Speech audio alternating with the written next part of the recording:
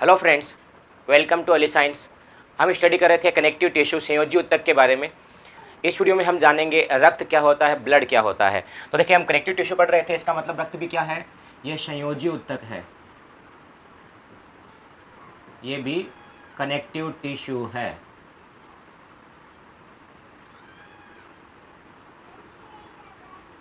ठीक है। अब देखिए, कनेक्टिव टिश्यू में हमने कहा था कि उसके तीन भाग थे, मैट्रिक्स था, फाइबर्स थे और सेल्स थी। ठीक है, यानी उसका आधात्री था। ठीक है, उसके बाद में उनमें तंतु थे और तीसरा उसके अंदर क्या था, कोशिकाएं थी। तो वैसे ही रक्त के अंदर भी आधात्री होता है। ठीक है, उसके अंदर कोशिकाएं होती है, लेकिन तंतु जो होता है ना, केलोजन तंतु, वो रक्त में नहीं पाए जाते। ये कैसा होता है, ये तरल होता है, तो फ्लूइड होता है। ठीक है, तो अगर कहीं पर पूछ लिया जाए आपसे कि दो तरल संयोजी ऊतक कौन सा है, फ्लूइड कनेक्टिव टिश्यू कौन सा है, तो वो है रक्त के बारे में। ठीक है, इसमें केलोजन फाइबर्स नहीं होते, केलोजन तंतु इनमें नहीं पाए जाते, ना ही इलास्टिन तंतु है। ठीक है, अब इनमें कोशिकाएं भी है और आधात्री भी है। ठीक है, अब जो रक्त है उसके बारे में जैसे आपने सुना होगा, चार प्रकार का होता है, ए बी और ओ। वो एक साइंटिस्ट है जिनका नाम है कार्ल लैंडस्टीनर। ठीक है, उन्होंने इनके बारे में बताया था। तो इस वजह से कहते थे रक्त की खोज करने वाला, रक्त की डिस्कवरी करने वाला कौन है, कार्ल लैंडस्टीनर है। ठीक है, इनके अलावा एक और क्वेश्चन पूछा जाता है कि रक्त का परिसंचरण जो होता है, यानी सर्कुलेशन होता है अपनी बॉडी के अंदर ब्लड का, वो किसने डिस्कवर किया था। तो एक साइंटिस्ट है जिनका नाम है William Harvey.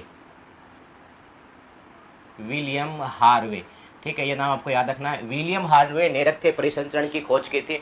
The circulation of blood का डिस्कवरी करने वाले कौन है, विलियम हार्वे। और ब्लड ग्रुप का डिस्कवरी करने वाले हैं कार्ल लैंडस्टीनर। ठीक है, अब रक्त क्या है, ये एक संयोजी ऊतक है, रक्त तरल संयोजी ऊतक है, फ्लूइड कनेक्टिव टिश्यू है। अब जो रक्त होता है उसका पीएच भी इंपॉर्टेंट होता है। इसका पीएच लगभग होता है 7.4, यानी ये थोड़ा एल्केलाइन होता है, क्षारीय प्रकृति का होता है रक्त, क्षारीय प्रकृति का होता है, एल्केलाइन होता है। अब जो रक्त होते हैं, मैंने कहा कि आधात्री होता है और कोशिकाएं होती है। तो रक्त को हम दो भागों में बांट देते हैं। इसका जो आधात्री भाग है उसमें द्रव्य होता है, उसको हम कहेंगे प्लाज्मा। ठीक है, और जो कोशिकाएं हैं उनको कह देंगे हम रक्त कणिकाएं। रक्त कणिकाएं, ब्लड कॉर्पस्कल एंड प्लाज्मा। ठीक है, तो रक्त को हम दो भागों में बांट देते हैं। उसका जो तरल भाग होगा, यानी ये कैसा भाग है इसका, रक्त का तरल भाग है, ये लिक्विड पार्ट है, इसका फ्लूइड पार्ट है। ठीक है, और जो सॉलिड पार्ट है, ठोस भाग जो होता है इसका, वो कौन सा है, रक्त कणिकाएं हैं। इसको आप ऐसे समझ सकते हो जैसे खीर होती है। अब खीर में हम डालते हैं दूध, और दूध में होता है पानी और चीनी घुली हुई। ठीक है, तो ये तो हो गया प्लाज्मा जैसा। इनके अलावा हम उसमें क्या डालते हैं, उसके अंदर हम डालते हैं चावल है, बादाम है, काजू है, ये डाल रहे हैं, तो ये उसका सॉलिड पार्ट हो गया। तो वैसे ही रक्त का सॉलिड पार्ट है उनको हम क्या बोल देंगे, रक्त कणिकाएं, ब्लड कॉर्पस्कल, और जो लिक्विड पार्ट है उसको हम कह देते हैं प्लाज्मा। ठीक है, अब मैंने कहा कि जैसे दूध डालते हैं हम, लिक्विड पार्ट हो गया खीर का, और उसमें हम क्या डालते हैं कि चीनी है वो घुली हुई रहती है और ज़्यादा पानी रहता है। तो वैसे ही प्लाज्मा के अंदर क्या होता है, 90% जल होता है। प्लाज्मा के अंदर 90% जल होता है, बाकी 10% भाग है वो इसमें घुली हुई पदार्थ होते हैं। ठीक है, उसमें घुली हुई कुछ चीज़ें होती है जो प्लाज्मा के अंदर रहती है, जल में घुली हुई। और प्लाज्मा है ये जल रक्त का लगभग 45% भाग बनाएगा, सॉरी 45 नहीं, 55%, 55% भाग बनाता है। और रक्त कणिकाएं होती है, ये लगभग बनाता है 45% पार्ट। ठीक है, 55% भाग कौन है, प्लाज्मा है। 45% भाग कौन है, रक्त कणिकाएं हैं, ब्लड कॉर्पस्कल होती है। ठीक है, अब जो प्लाज्मा है उसके बारे में पहले हम डिटेल से जान लेते हैं। देखिए, मैंने आपको क्या बताया था कि उसमें सॉलिड पार्ट के अंदर हम क्या डाल रहे हैं, चावल डाल रहे हैं, काजू डाल रहे हैं, बादाम डाल रहे हैं, चावल डाल रहे हैं, काजू डाल रहे हैं, बादाम डाल रहे हैं। ठीक है, आप इसको ऐसे भी याद कर सकते हो। चलिए, अब आ जाते हैं हम प्लाज्मा के बारे में डिटेल से अध्ययन करेंगे, बाद में हम इन रक्त कणिकाओं के बारे में जानेंगे। तो प्लाज्मा है उस, ये कैसा भाग हो गया, तरल भाग है, 55% बना रहा है, 55% भाग बनाता है। इसका 90% भाग क्या है, जल है। बाकी 10% भाग इसके कंपोनेंट्स है, घटक है, जो जल में घुले हुए रहते हैं। उसमें सबसे ज़्यादा क्या है, घुलनशील प्रोटीन, जो जल में घुली हुई प्रोटीन होती है, सोल्यूबल प्रोटीन होती है, वो है। और प्रोटीन कौन कौन सी है, पहली जो प्रोटीन है उसका नाम है एल्बुमिन, दूसरा है ग्लोब्यूलिन, और तीसरा होता है फाइब्रिनोजन। एल्ब्यूलिन, एल्बुमिन, ग्लोब्यूलिन एंड फाइब्रिनोजन। अब ये जो एल्बुमिन है ये क्या करती है, ये हमारी बॉडी के अंदर जो प्रासरण दाब होता है उसको मेंटेन करती है, प्रासरण दाब का नियमन करती है, उसमें काम आती है। यानी हम बोल देते हैं ऑस्मेटिक प्रेशर जो होता है, ठीक है, उसका रेगुलेशन करती है। अब ये ऑस्मेटिक प्रेशर क्या होता है इसके बारे में आगे एक चैप्टर आएगा, उसमें हम पढ़ेंगे। वैसे इसका वीडियो मैं पहले डाल चुका हूँ, ठीक है। प्रासरण दाब क्या होता है, उसका नियमन कैसा होता है। तो प्रासरण दाब का ये नियमन करने का काम करती है, कौन करती है, एल्बुमिन करती है। नेक्स्ट है ग्लोब्यूलिन। ग्लोब्यूलिन है, ये 3 टाइप की होती है, ठीक है। पहली होती है उसका नाम होता है एल्फ़ा, दूसरा है बीटा और तीसरा होता है गामा। एल्फ़ा, बीटा और गामा 3 प्रकार की एल्बुमिन। ये जो एल्फ़ा जो होती है, ठीक है, ये क्या करती है, जो कॉपर होता है उसका ट्रांसपोर्ट में सहायता करती है। ये क्या होते हैं, आयरन होता है, उनके परिवहन में सहायता करती है, उनके ट्रांसपोर्ट में सहायता करती है। अब ये कैसे करती है ये हम बड़ी कक्षाओं में पढ़ेंगे, अब इम्पोर्टेंट नहीं है, ठीक है। अगर आप ये भी याद नहीं रखेंगे ना कि कॉपर का करती है या आयरन का रखती है तो भी ज़्यादा इंपॉर्टेंट नहीं है, तो भी चलेगा, ठीक है। गामा इम्पोर्टेंट है। गामा क्यों इम्पोर्टेंट है, ये क्या करती है, ये बनाती है एंटीबॉडी। गामा ग्लोब्यूलिन प्रोटीन होती है, उससे एंटीबॉडी, आपने नाम सुना होगा, प्रतिरक्षी बनती है। जो आप 12th क्लास में पढ़ने वाले हो, एंटीबॉडी ग्लोब्यूलिन प्रोटीन से बनी होती है। और कौन सी ग्लोब्यूलिन प्रोटीन है, गामा ग्लोब्यूलिन प्रोटीन से बनी होती है, ठीक है। नेक्स्ट होती है फाइब्रिनोजन। फाइब्रिनोजन क्या करती है, ये थक्का जमाने में सहायता करती है, ब्लड के क्लोटिंग में हेल्प करती है। जब आपके चोट लग जाती है तो चोट वाले स्थान पर थक्का जमता है, थक्के जमने में सहायता करती है फाइब्रिनोजन प्रोटीन, और प्लेटलेट्स भी सहायता करेगा, ठीक है। वो हम आगे अलग टॉपिक आएगा हमारा रक्त का थक्का जमने की क्रियाविधि, उसमें हम पढ़ेंगे। यहाँ कनेक्टिव टिश्यू के अंदर, रक्त के अंदर वो टॉपिक नहीं है अभी, ठीक है। तो देखें, दोबारा देख लेते हैं। घुलनशील प्रोटीन, सोल्यूबल प्रोटीन किन में घुली रहती है, जल के अंदर, ठीक है। इनमें कौन कौन सी है, एल्बुमिन, ग्लोब्यूलिन और फाइब्रिनोजन। एल्बुमिन प्रासरण दाब का नियमन, रेगुलेशन करती है ऑस्मोटिक प्रेशर का। ग्लोब्यूलिन क्या करती है, ग्लोब्यूलिन 3 टाइप की है, alpha, beta and gamma. Alpha and beta तो ट्रांसपोर्ट में सहायता कर रही है, हेल्प कर रही है कॉपर आयन एंड जो आयरन है उसके। और गामा इंपॉर्टेंट है, ये बनाती है एंटीबॉडी, प्रतिरक्षी बनाती है। और जो फाइब्रिनोजन है, ये रक्त का थक्का जमाने में सहायता करती है, ब्लड क्लोटिंग में हेल्प करती है। नेक्स्ट, इसके अंदर जो जल है उसमें क्या चीज़ घुली हुई रहती है, पोषक पदार्थ पाए जाते हैं। जब हम खाना खा लेते हैं, खाने का जब पाचन हो जाता है तो पचने के बाद में उस खाने से जो हमें मिलता है क्या, ग्लूकोज मिलता है, अमीनो अम्ल मिलता है। प्रोटीन से क्या मिलेगा, अमीनो अम्ल मिलेगा। और जो वसा खाते हैं हम, फैट खाते हैं, चर्बी खाते हैं, चिकनाई खाते हैं, उससे हमें मिलेगा वसा अम्ल और ग्लिसरॉल, ठीक है। तो इनको कहाँ डाल दिया जाता है, रक्त के अंदर रहते हैं सब चीज़ें। ग्लूकोज हमारे रक्त के अंदर रहेगा, ठीक है, अमीनो अम्ल हमारे रक्त के अंदर रहेगा, इनके अलावा ग्लिसरॉल और वसा अम्ल, ये सब क्या है, ये न्यूट्रिएंट एलिमेंट्स है, पोषक पदार्थ है। तो ये सब के सबको रक्त के अंदर डाल दिया जाएगा। ग्लूकोज कार्बोहाइड्रेट है, प्रोटीन के पाचन से अमीनो अम्ल मिलेगा, वसा अम्ल और ग्लिसरॉल ये क्या किससे मिलता है, जो हम खाना खाते हैं उसमें जो चिकनाई है यानी फैट है, वसा है, उससे मिलेगा। तो मैं शॉर्ट में लिख देता हूँ, ये क्या है, ये कार्बोहाइड्रेट है, ठीक है, कार्बोहाइड्रेट है, कार्ब है, ओके। ये किससे मिलता है, ये प्रोटीन है, प्रोटीन नहीं है, प्रोटीन के डाइजेशन से मिलता है, प्रोटीन के पाचन से, यानी प्रोटीन है ये अमीनो अम्ल के बने होते हैं। और ये दोनों के जो दोनों है, वसा अम्ल और ग्लिसरॉल, ठीक है, ये क्या होते हैं, ये जो फैट होती है, वसा होती है, जिसको दूसरा नाम हम कहते हैं लिपिड, ठीक है, लिपिड भी कहते हैं, ये उनके पाचन से मिलता है, ओके। इनके अलावा रक्त के अंदर क्या होता है, रक्त के अंदर अकार्बनिक पदार्थ भी है। ये दोनों तो कैसे हैं, कार्बनिक पदार्थ है, ऑर्गेनिक सबस्टेंसेज है, ये दोनों के दोनों मिल देता हूँ यहाँ पर। ये कैसा है, कार्बनिक है, कार्बनिक पदार्थ है, ठीक है, ये भी कार्बनिक पदार्थ है, यानी ऑर्गेनिक सबस्टेंसेज है ये, ठीक है, ऑर्गेनिक सबस्टेंसेज है। इनऑर्गेनिक सबस्टेंसेज में क्या चीज़ें आती है, अकार्बनिक पदार्थ के अंदर आयन्स आते हैं, अलग अलग टाइप के आयन्स अपनी बॉडी में प्रेजेंट है, रक्त के अंदर प्रेजेंट है। वो है हमारे पास सोडियम आयन है, पोटेशियम आयन है, मैग्नीशियम आयन है, कैल्शियम आयन है। ये तो क्या होते हैं, जो पॉजिटिव आयन होते हैं, धन आयन है वो है। नेगेटिव आयन में कौन कौन से है, क्लोरीन आयन है, बाइकार्बोनेट आयन है, सल्फेट आयन है, फॉस्फेट आयन है। ये कौन से हो गए, नेगेटिव आयन्स है। तो पॉजिटिव और नेगेटिव आयन्स ये हमारी बॉडी के अंदर प्रेजेंट है। किसके अंदर प्रेजेंट है, ये सब चीज़ें प्लाज्मा में प्रेजेंट है, जो 55% भाग बना रहा है। इनके अलावा काफ़ी और भी चीज़ें होती हैं, जैसे आपको पता है कि जो अंतःस्रावी ग्रंथियां हैं, एंडोक्राइन ग्लैंड्स है, उनके द्वारा स्रावित होते हैं हार्मोन। तो इस प्लाज्मा के अंदर और क्या चीज़ें मिलती हैं, इस प्लाज्मा के अंदर हमें मिल जाते हैं हार्मोन, ठीक है, इंग्लिश का नाम भी यही है तो इंग्लिश का नहीं लिख रहा हूँ मैं। इनके अलावा मिल जाते हैं एंजाइम, अलग अलग टाइप के एंजाइम्स।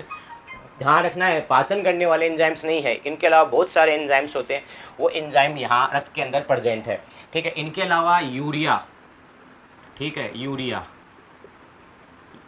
यूरिया कहाँ से आ गई हमारी रक्त के अंदर? हमारी बॉडी में कोशिकाओं में बनती है अमोनिया NH3, ठीक है, और ये हानिकारक होती है, इसको रक्त में डाल देते हैं।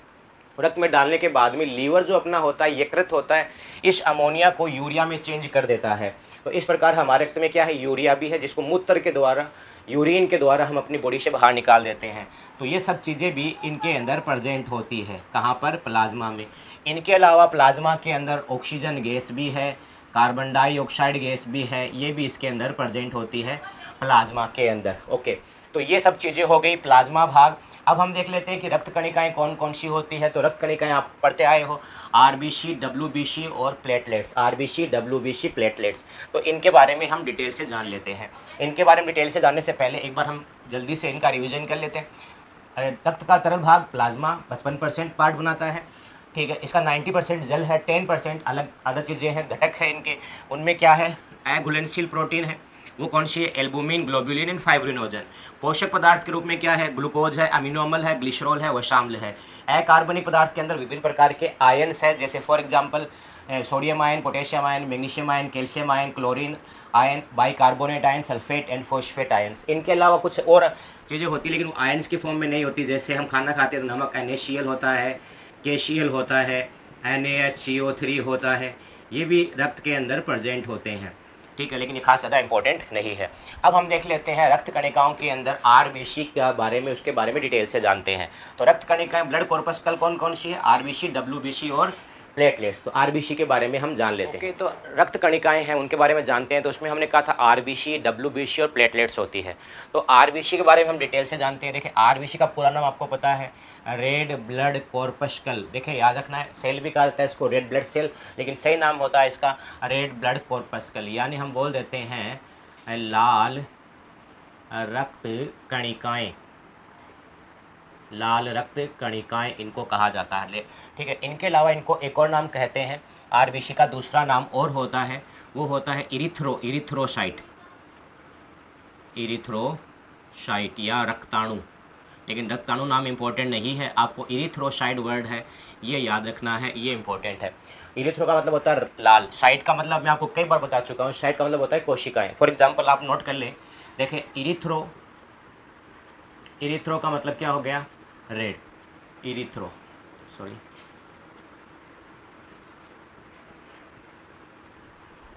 नेक्स्ट है शाइनो।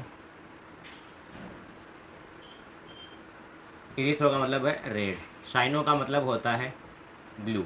नेक्स्ट होता है क्लोरो, क्लोरो का मतलब होता है ग्रीन, ठीक है। एक होता है ल्यूको, ल्यूको का मतलब होता है वाइट या कलरलेस, दोनों इसका मतलब आप निकाल सकते हो। एक होता है ल्यूटो, ल्यूटो का मतलब होता है येलो, ठीक है। ये कलर आप नोट कर लें। जैसे आपने नाम सुना होगा शाइनो बैक्टीरिया, नील हरित शैवाल, ब्लू ग्रीन एल्गी। तो शाइनो मतलब ब्लू, क्लोरो क्लोरोफिल यानी ग्रीन हरा, leuco leucocyte white blood cell यानी जो हम पढ़ेंगे श्वेत कणिकाएं उनको कहते हैं।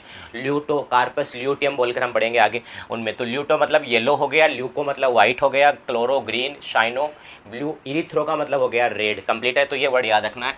तो इसका दूसरा नाम RBC का क्या हो गया? इरिथ्रोसाइट। इनमें जो कोशिकाएं हैं ये इस तरह की होती है कि दोनों तरफ से ये दबी हुई रहती है। अगर इस तरह देखें तो हम उसको बोल देते हैं उभय, दोनों तरफ के लिए। और अवतल है, देखो इधर से भी अवतल, इधर से भी अवतल, उभयावतल। तो इनकी संरचना कैसी होती है? उभयावतल, यानी कॉनकेव है। देखो ये इधर भी कॉनकेव है, ये भी इधर भी कॉनकेव है, तो हम इसको क्या बोल देंगे? बाई कॉनकेव होती है। RBC है ये बाई कॉनकेव होती है, ठीक है। इनमें केंद्रक नहीं पाया जाता। इंपॉर्टेंट चीज़ है कि इनमें केंद्रक नहीं होता, केंद्रक विहीन कोशिकाएं हैं, न्यूक्लियस लेस सेल होती है।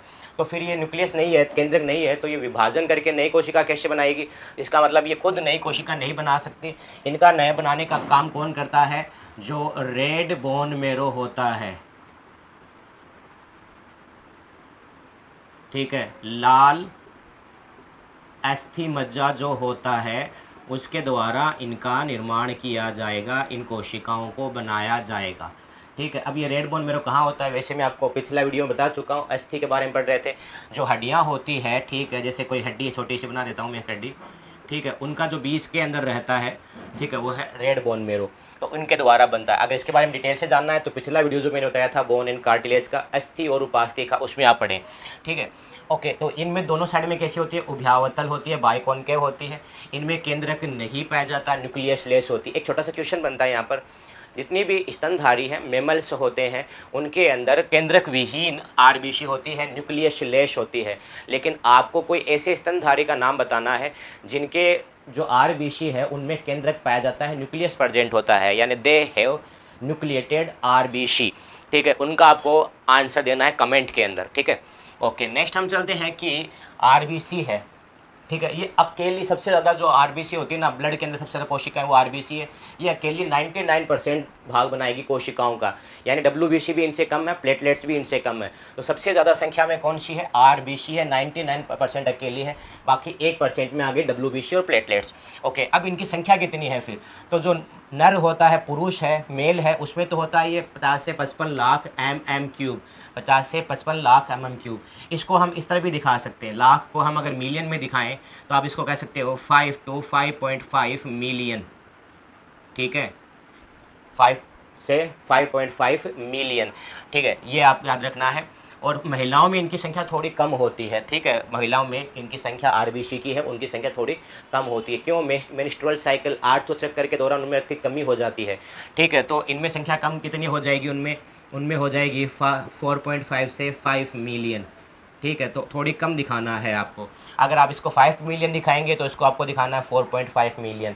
अब mm³ क्या हुआ, mm³, तो ब्लड को नापने के लिए एक छोटा सा जो डिवाइस काम में लेते हैं, ठीक है, हीमोसाइटोमीटर हम उसको कहते हैं, हीमोसाइटोमीटर काम में लिया जाता है। और उसमें क्या होता है, इस तरह बॉक्स बने हुए रहते हैं, छोटे छोटे बॉक्स बने हुए रहते हैं ऐसे, ठीक है। अब अगर एक बॉक्स को हम जूम करके देखते हैं तो उसमें बॉक्स की स्ट्रक्चर इस तरह है, एक बॉक्स ऐसा बना हुआ है, ठीक है। इसकी लंबाई 1 mm है, 1 मिलीमीटर है, इसकी ऊंचाई भी 1 मिलीमीटर है और इसकी चौड़ाई भी 1 मिलीमीटर है, लंबाई, चौड़ाई, ऊंचाई, ठीक है। विड्थ, ब्रेथ और लेंथ तीनों की तीनों क्या है, mm है, ठीक है, 1 mm है, इस वजह से इसको हम m³ कह देते हैं। तो इसके अंदर ब्लड आएगा, जितना ब्लड आएगा उसमें आरबीसी कितनी होनी चाहिए, उसके अंदर होनी चाहिए लगभग 5 से 5.5 लाख आरबीसी होनी चाहिए, कंप्लीट है।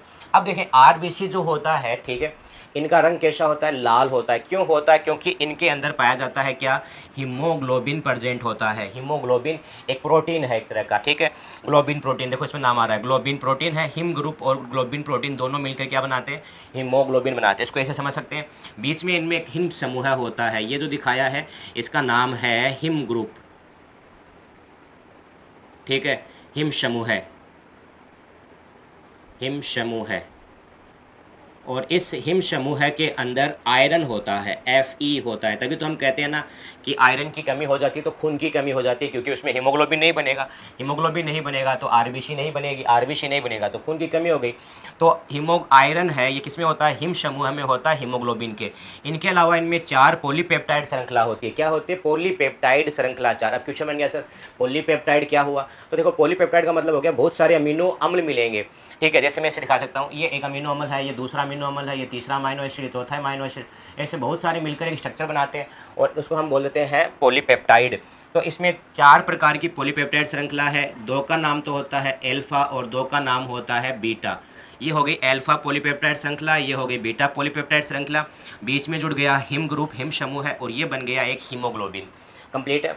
अब जो हीमोग्लोबिन है इसकी मात्रा कितनी होती है, तो इसकी मात्रा लगभग 12 से 16 ग्राम 100 mm ब्लड के अंदर होनी चाहिए, ठीक है। जैसे फॉर एग्जांपल अगर हम स्टडी करते हैं, आपके जो एनसीईआरटी है उनमें क्या होता है, लगभग 14 ग्राम दी हुई रहती है।